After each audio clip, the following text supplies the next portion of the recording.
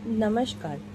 जैसा कि हमने आपसे बताया कि प्राचीन भारत के ऐतिहासिक स्रोतों को जब हम देखते हैं तो हमें पता लगता है कि वो साहित्यिक स्रोत हैं या विदेशियों यात्रियों से प्राप्त विवरण हैं या फिर वो पुरातात्विक स्रोत हैं। जब हम साहित्यिक स्रोतों की बात करते हैं तो हमने पाया कि ये वो धर्म ग्रंथ हैं, वेद हैं जो भारत के साहित्य को आगे बढ़ाते हैं। और बौद्ध और जैन दोनों ही इस धार्मिकता की आपसी ताने बाने से मिली हुई शक्ति है।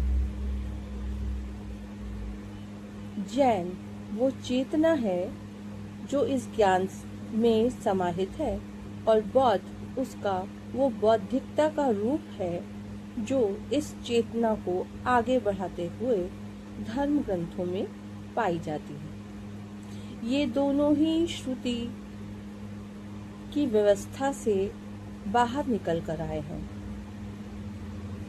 जैसा कि हमने बताया कि वेदों का संकलन करता महर्षि कृष्ण द्वैपायन वेदव्यास जी को कहा जाता है, लेकिन हम ये कह सकते हैं कि वो धर्म ग्रंथों में लिखने से पहले से ही हमारी हवाओं में, पानी में प्रकृति रूप से समाहित था, जो समय समय पर विस्तृत होकर आज भी हमारे साथ हम में समाया हुआ है।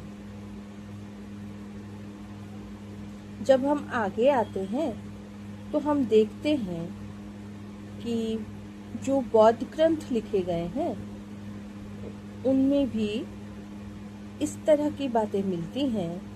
त्रिपिटक सर्वाधिक उल्लेखनीय है।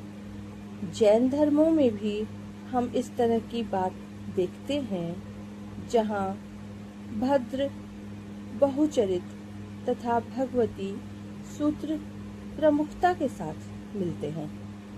आगे आने पर भारत के ऐतिहासिक ग्रंथों में हम अर्थशास्त्री कौटिल्य की राजतरंगिणी, कल्हण, पृथ्वीराज रासो, चंद्रबरदाई, हर्षचरित, बाणभट्ट को उल्लेखनीय रूप से पाते हैं।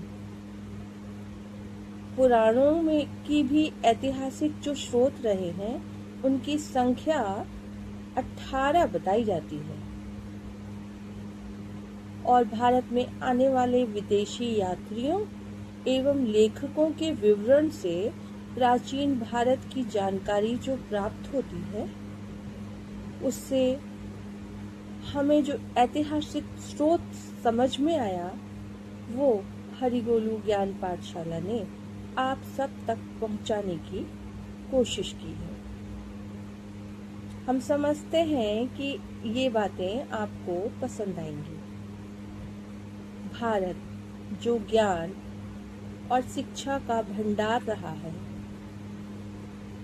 वो अपने राजनीति और ऐतिहासिक स्वरूप को बदलता हुआ आज की स्थिति में जो खड़ा हुआ है वो हम सब की आत्मबल का ही प्रमाण है।